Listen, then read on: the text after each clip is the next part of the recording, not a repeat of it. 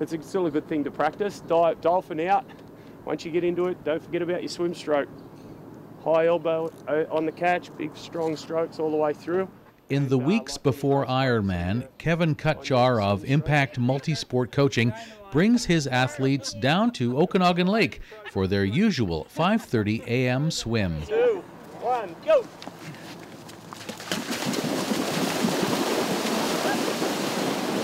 But we've been coming down here ever since the lake warmed up. It's usually about early July we can get in and start working out here twice a week, Tuesdays and Friday mornings. And the good thing about this is a really nice location. It's not only is it the Ironman swim start, but it's a safe body of water where we can get rough conditions, so that's good to practice in. But generally at this time of day, it's usually smooth. And our focus is to work on all open water skills. So sighting, how to swim a straight line without a black line on the bottom, how to draft behind other swimmers. There's an advantage in drafting, so you can save energy. While run and cycle training tapers off before the race, Kevin coaches his 20 athletes to maintain an intense swim workout of up to 4.5 kilometers long. The way that I work it is to start backing off the running 3 weeks out. I still get them to do a full distance bike ride 2 weeks out and still maintaining intensity throughout the taper. We'll carry the swim training in fairly high workload up until a week out.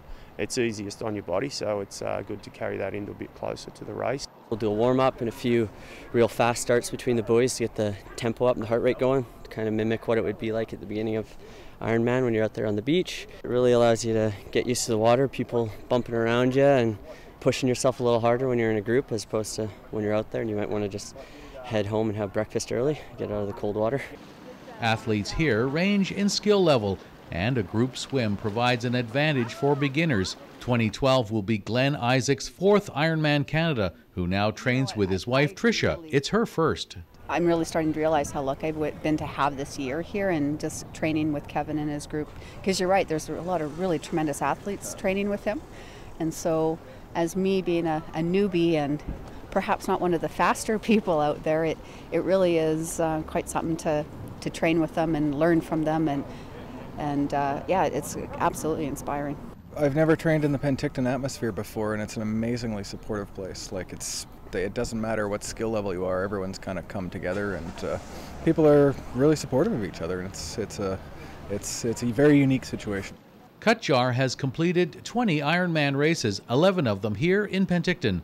And among the things he teaches is how to cope with thousands of others in a mass swim. Even as many swimmers as there are in the race, you've really only got one on one side and one on the other, and sometimes there can be some clear water. We teach skills like being able to have a look around, see if there's any clear water, get over there and be able to settle into your swim stroke. And on the Ironman, it's obviously a huge day. The swim can be considered a small part of it, but you want to be able to start the day off comfortably, get into a rhythm, not waste any energy at the start of a big day. You know, it's always satisfying. Everyone gets across the line in good time and in good shape, and that's the most important thing.